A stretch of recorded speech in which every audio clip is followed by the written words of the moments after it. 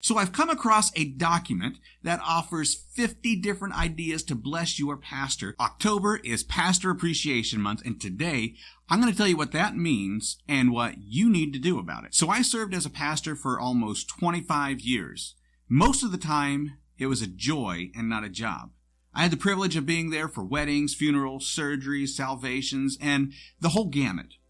I also experienced during that time a lot of tension, a lot of unrealistic expectations, frustration, lack of support, and loneliness. Now that I'm no longer serving as a senior pastor in the church, I want to share with you an insider's perspective about your pastor and how important it is for you to let them know how much you appreciate the work that they do. Now, let me also say this.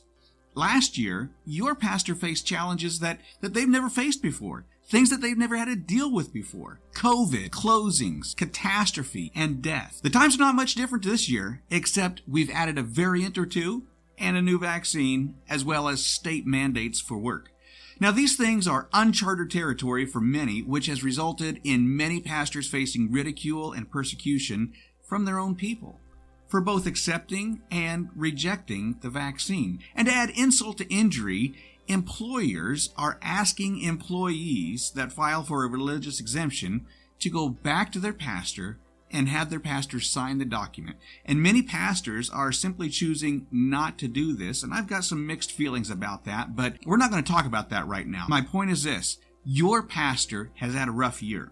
Not to mention, a majority of evangelical pastors in the United States serve in small churches with significant personal financial challenges, and they don't confide in anyone outside their household about their financial stress. Let's do something special this year. Something special for those who lead us.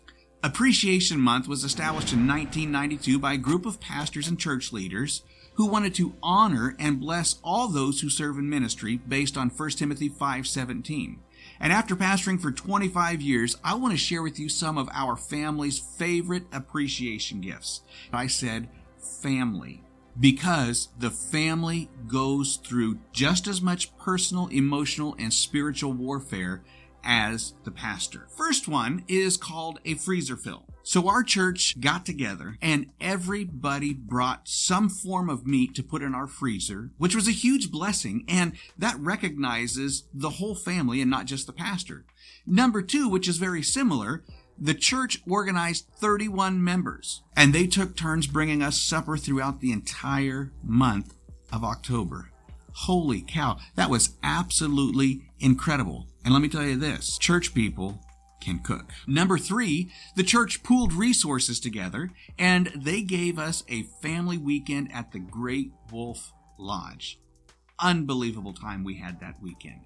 Other things that they've done in the past is date night certificates to a dinner, a movie, a gas card, and other times it's just been a co-op dinner after church, and that's always great. Anytime you give food to your pastor, they're going to be happy. Now, some other great gifts that we've had are handwritten cards, cash, gift cards, and there's just a whole bunch of ideas that you can do to bless your pastor.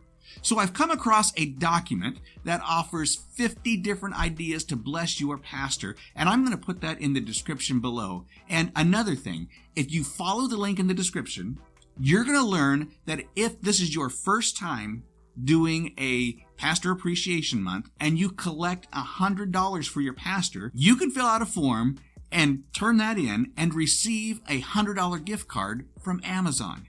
Hey, somebody needs to do that for me. Just kidding. Again, all the information is in the description below and it will be pinned in the first comment. And hey, bless your pastor this month. It's been a very challenging year. God bless.